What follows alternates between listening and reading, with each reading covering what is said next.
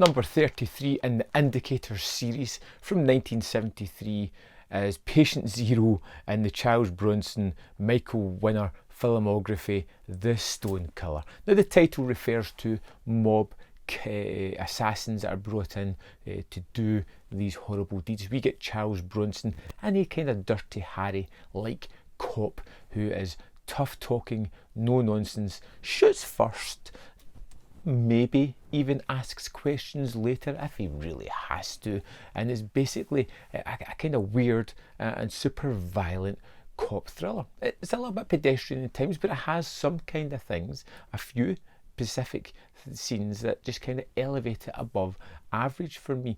One, I really like Bronson. I like his delivery, the way he kind of handles himself, the fact that himself is rather stony faced in almost every movie he's in.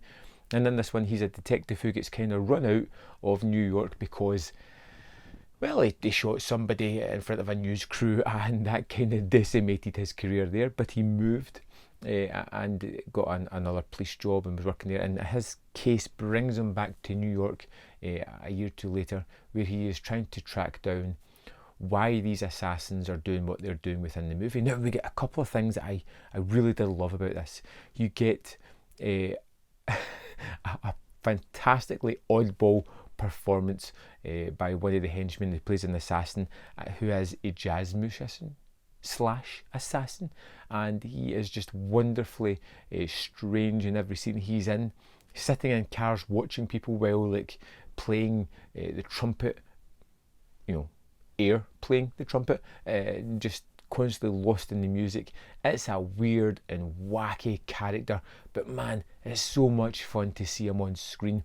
There is Bronson just being badass as always. He has more than a few terrifically unintentionally funny one-liners in this that are just brilliant to be heard. I won't spoil any of them because I think they're just hilarious when they come, just and the delivery of them is just perfect.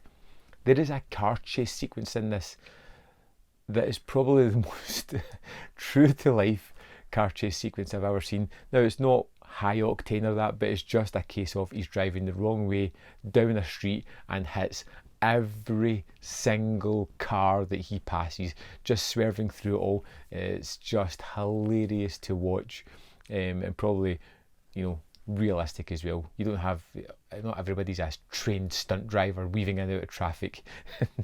This guy most definitely isn't. The plot becomes a little bit convoluted later on as we find out that everything behind this has to do with the mob, the Sicilians and Italians and hits and revenge from years prior. But it's good.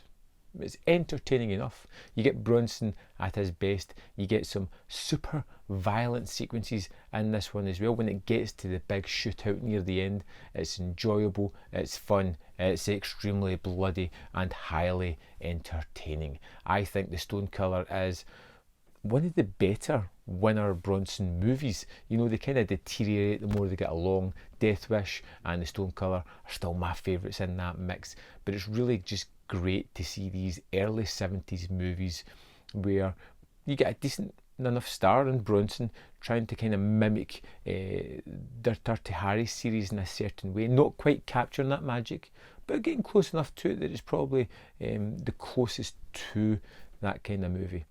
Bronson is great, the direction's fairly interesting, it's uber violent for the time, it has some laugh out loud lines and just incredibly entertaining. This is a great disc from Indicator. I've not jumped into the extras as yet on this one, but I really enjoyed the movie itself. It was quick, it was easy, it was entertaining, and realistically, what more do you want? Have you seen The Stone Killer? Did you like it?